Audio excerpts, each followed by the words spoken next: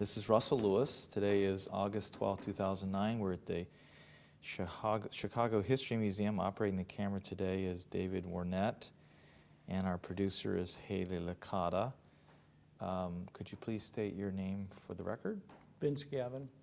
Okay, thank you, Mr. Gavin. Have you ever done an oral history before? Yes, I have, yeah. And do you know where that is deposited? I'm not sure, no.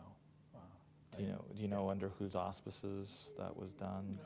It was done under some governmental issues that I was involved with. So, Okay. yeah, political stuff. Okay, great. We're going to do a series of sort of areas to explore. The first one is about you growing up in Chicago, and I wonder if you might tell us a little bit about the neighborhood that you grew up in. I grew up on the south side of Chicago, around 87th Street and about 1100 West, so I'm Racine. Went to Catholic schools. My father worked for the Sun-Times as a mailer, and I had two other brothers and two sisters, so there were five of us. It was a pretty good-sized family in those days. And went to high school out on the south side to Brother Rice, and then went to Loyola University downtown to go to undergraduate school, and had the opportunity to go on the police department. At that time, there was a new superintendent, Orlando Wilson. Mm-hmm. O.W. Wilson came in from California, and he wanted to give policemen the opportunity to go to college, work hours, and receive a salary. Of course, the annual salary in those days was $5,100 a year, which was $100 a week, which on a 40-hour week relates to $2.50 an hour. If you tell most kids that today, they'll say, he's just pulling my leg. I can't believe that, right? That's not true. So anyway, when Wilson came in, I saw this as an opportunity to go and get my undergraduate paid for, work a desirable shift, which was also allowable at the time, and then pursue law school.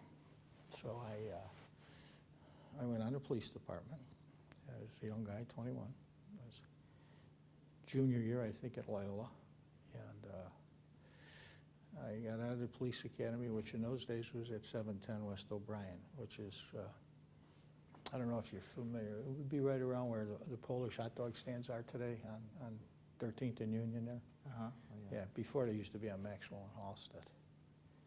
So I went to the police academy, and I graduated, and then I went to assignment. It was Monroe and Racine, which was basically the Skid Row, Maxwell Street area. All right. Pilsen in those days. The district rail, it ran from basically to Kennedy on the east to Damon on the west, from Grand Avenue to 26th Street on the south. Now, were you studying criminal justice at Loyola? Business. I was a business. You're Yeah. a business. Yeah. I wasn't in the criminal justice program at all. I don't even think they had one then. They had one then. Yeah, that sort of got lived. If they have it, it got later. A lot of schools got into criminal justice later. Can I just circle back for just a second? What was the neighborhood where you grew up, and what was that called? So it was basically Irish Catholic kids, you know. And what was it called? Or what did you It was call called Brainerd. Brainerd? Yeah, it was Okay. just, it would be Brainerd, and then the next big area would have been Beverly. I mean, Beverly was the upscale in those days. I mean, it was a very upscale area, where and the it hill still was. is today. Yeah. But in those days, Beverly was like the Kenilworth of the South Side. Right. And you had prominent judges and political people and city employees and big, beautiful homes over there. So, yeah, it was pretty much Irish Catholic area, and we would hang around in the parks at night and play baseball, unlike what they do today. Yeah. And we always had a job. I'd caddy a Beverly Country Club, 87th and Western, and in those days you got $3 for a round of 18 holes.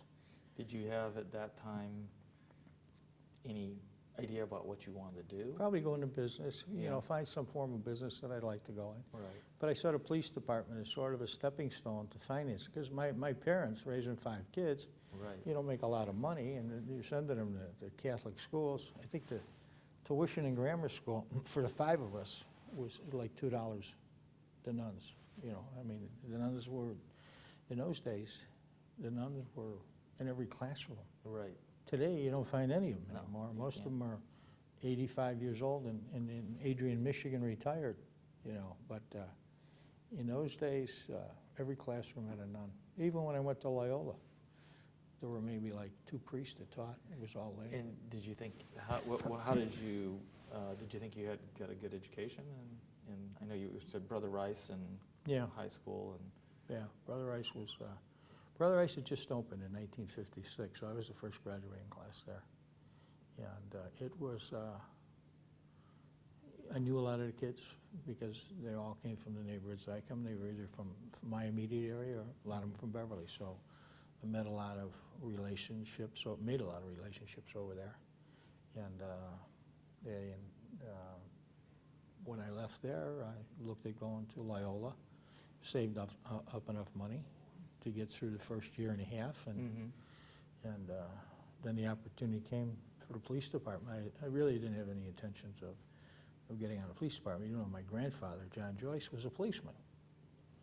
But, you know, he died probably when I was 6, so I really didn't, really get to a lot of sharing his stories. I mean, he was a policeman in Prairie, so you can imagine Prairie and 26th Street in the old days, you know.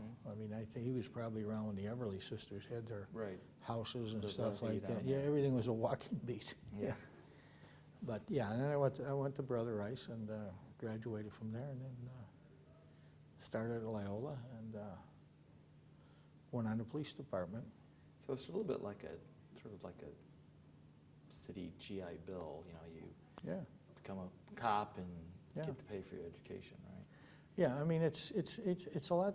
It's not much different in companies today, you know. And even in those days, there were companies, IBM and them, that would pay for your tuition, you know. And I figured, you know, this is something that, you know, could work out good. A friend of mine had been doing it. He was in law school at John Marshall, and he says you ought to try it. And it's, you know, and I did. I mean, I could go to college in those days every day on $15 a week. You know, taking public transportation. I take the L from 87th and Racine down to Chicago Avenue. So it was something I wish more kids today could live. Right. Because that's, to me, that was probably one of the best educations I've had, and I've been very fortunate. It's just the ability and the exposure to grow up in the city with lots of friends and relations with different people and neighborhoods. And everybody in the South Side knew everybody because they all came from corners, you know. Right. My corner was 87th and Racine. Guys from St. Sabina, Father Flager's parish today, we're at 79th and Racine. St. Leo is at 79th and Halstead. Little Flower is 79th in Ashland. So everything was a corner. Unlike the north side, you tell a guy you're at the corner of Winnemac and Clark. Oh, where's that at? How far north? How far east? How far west? But you're also, the corners are connected to a parish too. Every parish. And Yeah, it's your turf. You know, you just stand around and drink milkshakes at night. No drive-bys. Right. Yeah. Everybody, you know, once in a while you'd have a little disagreement. You'd take a guy out and you'd relieve yourself of the problem. Right. No, those were great days. Those were great days. I think I was very fortunate to grow up in those days, and I've got a lot of friends that are my age that feel the same way. We got the best of the lives in the 50s and the 60s, because nobody had a lot of money, but everybody was willing to work, and everybody looked after each other, and everybody was loyal. It worked out good. So after I got... and how long was the police academy? How long was that training? In those days, it was 9 months. Yeah, yeah.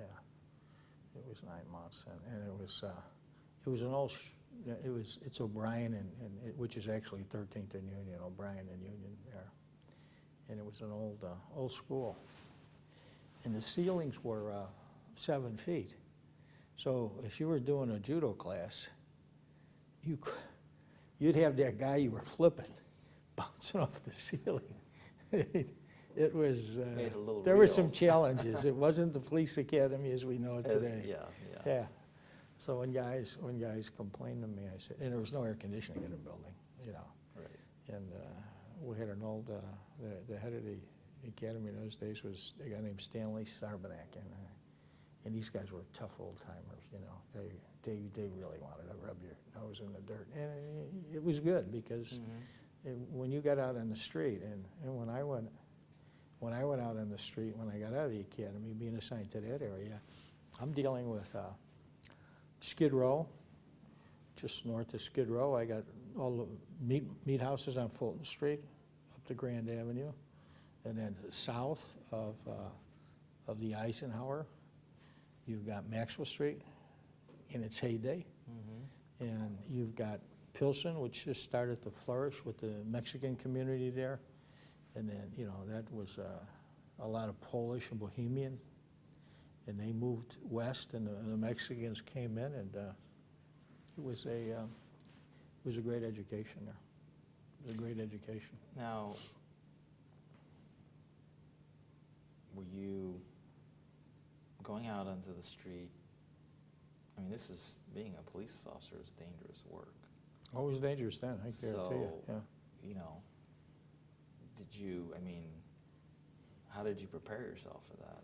Well, the training, and you know, you just learn to be careful, especially going to that district. You know, I mean, you could walk into situations that you just wouldn't believe would happen, and you'd look and say, you know, maybe I don't have a future here.